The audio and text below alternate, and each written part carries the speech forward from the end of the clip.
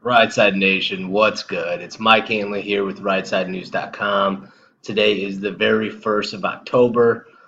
I'm looking forward to Halloween. The hair is a little bit of a mess. I've been riding my bike around Southern California, so forgive me for not being all suited up.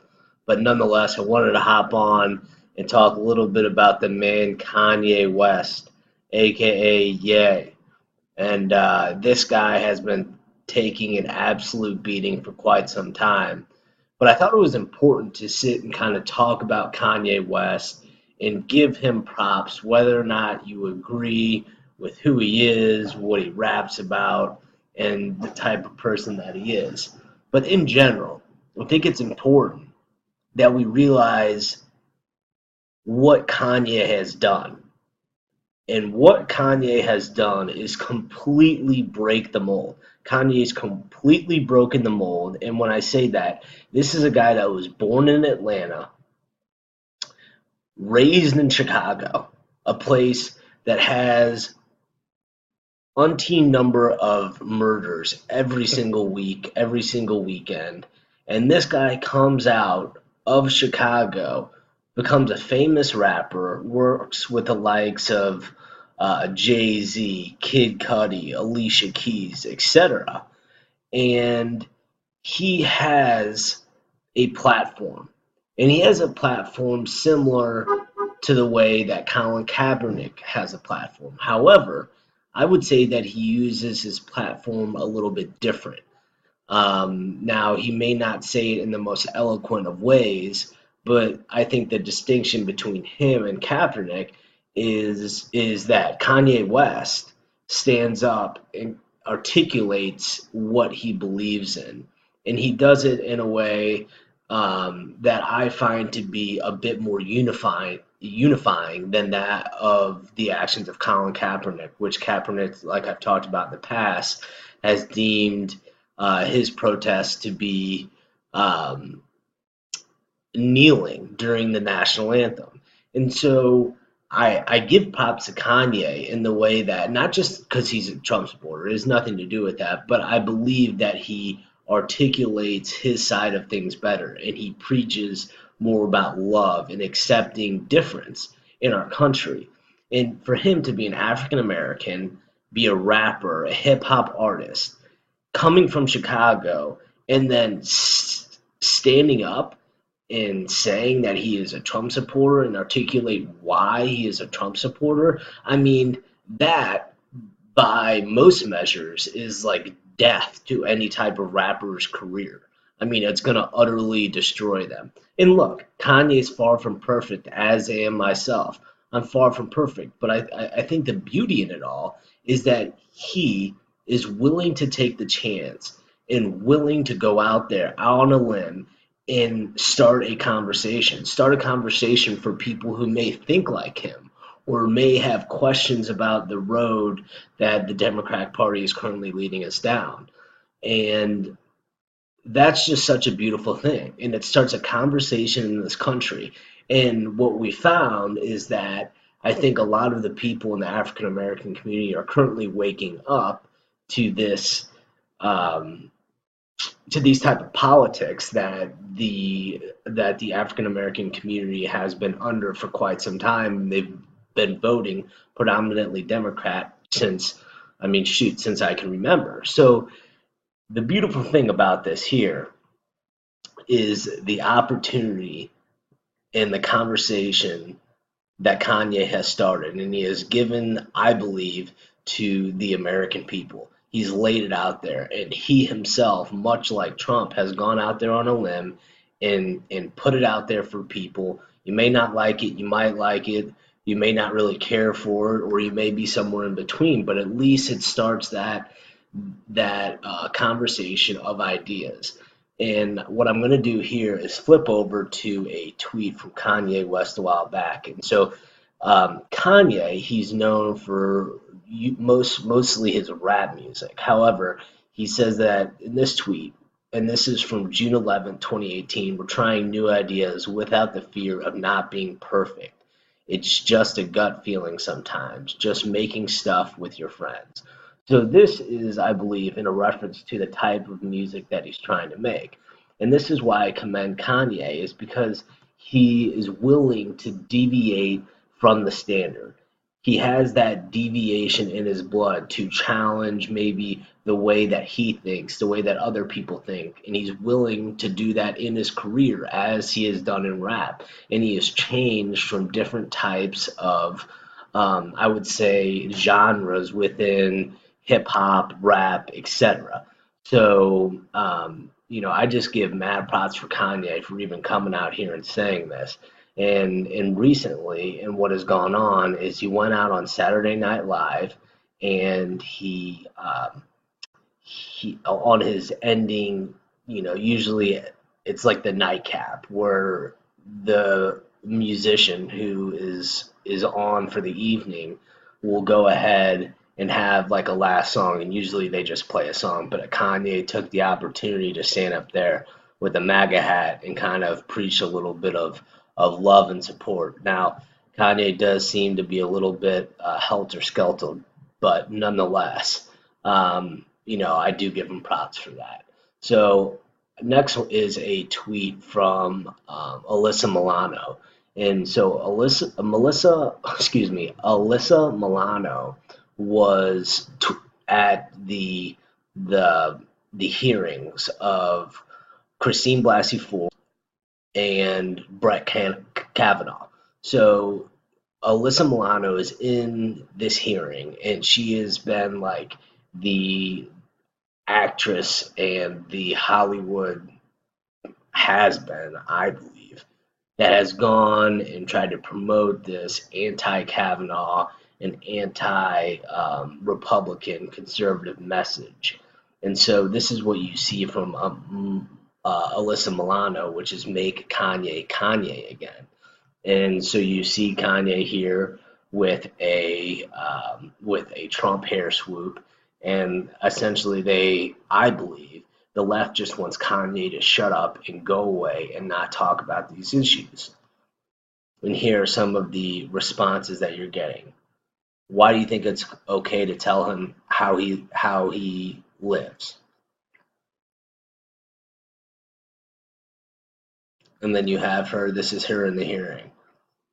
They're talking about her cleavage on display. I mean, that really doesn't have anything to do with her actions as far as politics go. But, people aren't really, I guess, buying this, this political activism that these actors and celebrities are involved in. And I'm going to go ahead now and play a clip from Kanye.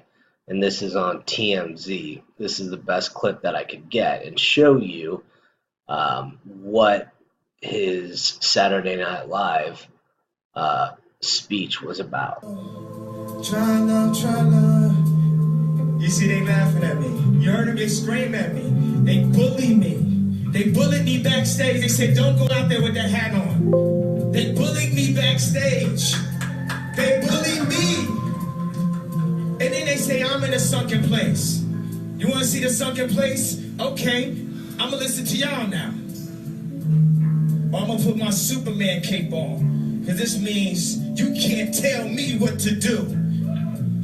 Follow your heart and stop following your mind. That's how we're controlled. That's how we're programmed.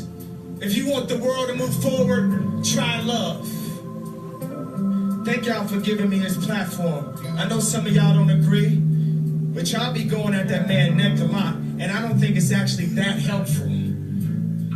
I think the universe has balance. 90% of news are liberal. 90% of TV, LA, New York, writers, rappers, musicians. So it's easy to make it seem like it's so one-sided. And I felt kind of free. I thought this country said I could be me. I love me too. And I love y'all too, so bring the band back. Bring the band back. Did you feel that and you understand?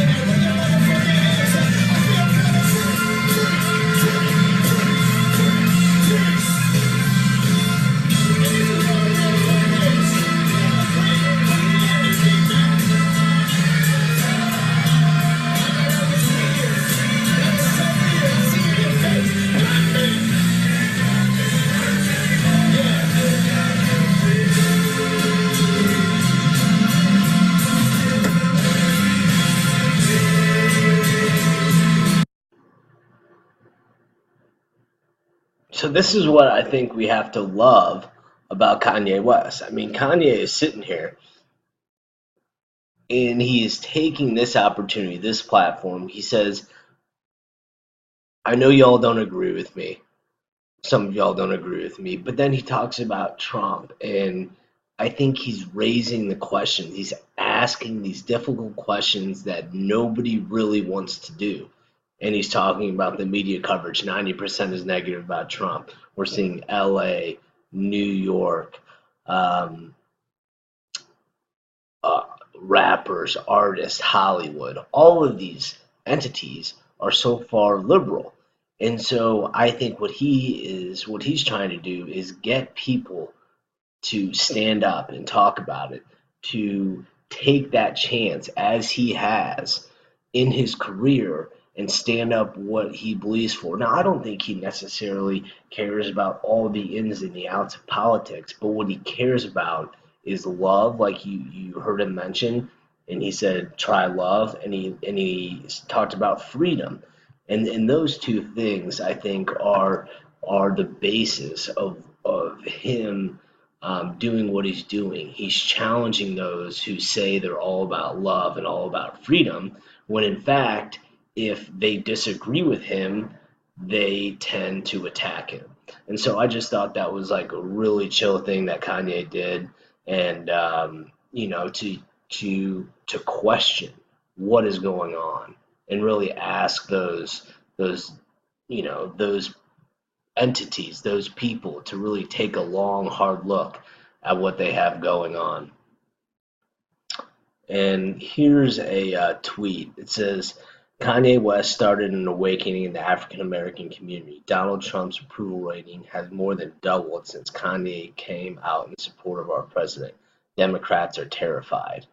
And so this is something that Kanye has done. As you can see from the picture in the opening of this video, it's Kanye and Donald Trump when Kanye went to Trump Tower and Trump was there with him. So I think Trump also recognizes the fight that Kanye is up against. And in a way, I think it's a more difficult fight than even Trump had during his election. I mean, Trump has been slandered and attacked essentially at every angle. However, I think the fight that Kanye has is that he is African American and that he is going to be attacked as an Uncle Tom and that he is not faithful to the black community. However, I would beg the question that maybe what he is doing is challenging the way that the groupthink of the African American community, specifically when it comes to politics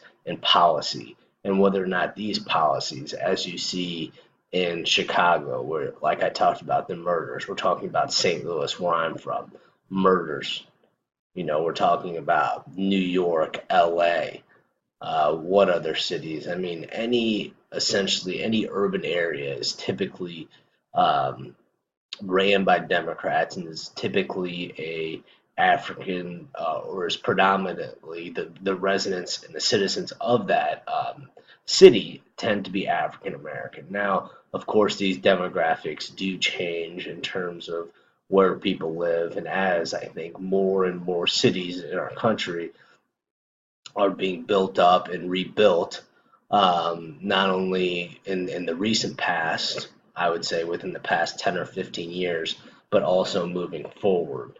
And but I think it is true what I just said, that it is predominantly African American citizens, and it is predominantly ran by Democrats in these cities. So that's the question that it really raises. Okay, is this path that we've been going down for a long time, where there is this poverty, there is a lot of drug and alcohol abuse, and there also is many that goes along with that, crime and potentially murders.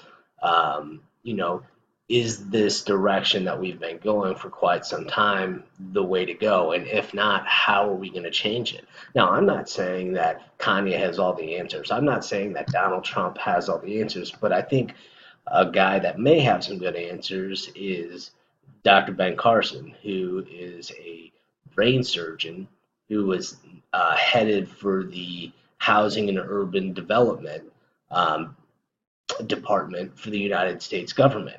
And I would say that type of thinking, that type of brilliant mind, I think can apply some pretty basic common sense as we saw through some of the debates and apply that to the urban development in our inner cities in America and potentially support the African American community in ways that have not so far been seen. So we've got another Kanye tweet. He says that the MAGA hat, you can see him wearing it.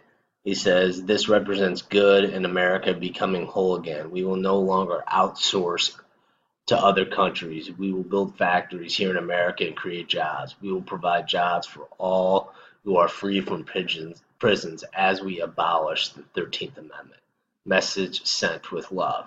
Now, that second to last sentence, we will provide jobs for all who are free from prisons as we abolish the 13th Amendment. Now, this is something that's questionable. This is something that, we talk about Trump being Trump. Well, this is Kanye being Kanye. This is Ye doing his thing.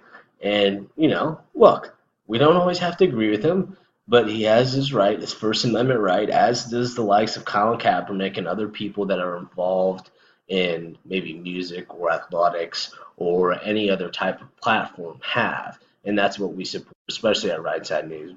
We support the First Amendment 110%. And like I do with Colin Kaepernick, I don't necessarily agree with everything that Kanye says, but I like what he has been doing in challenging the status quo of politics in the African American community. We got another Trump tweet here from Trump. Surprise, surprise. But he says, "Like many, I don't watch Saturday Night Live, even though I past hosted it. No longer funny, nor talent or charm." Which I personally agree with him on this one.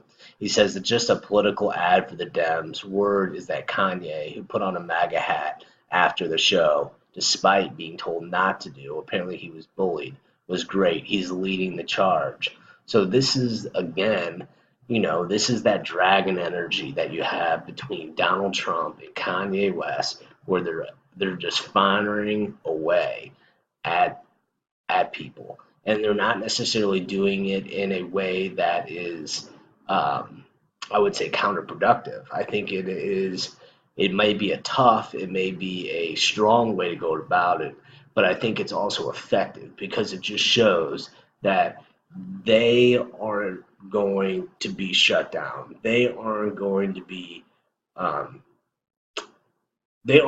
go away if they are either attacked viciously by the media or by some of these other celebrities that are famous. So they're still going to sit up and they're going to say what they need to say and they're going to fight for what they believe in. And I think that is what the country needs, because for so long we've had this narrative that, okay, if you're white and you're rich, this is what you believe, or if you're black and this is where you come from, this is what you believe.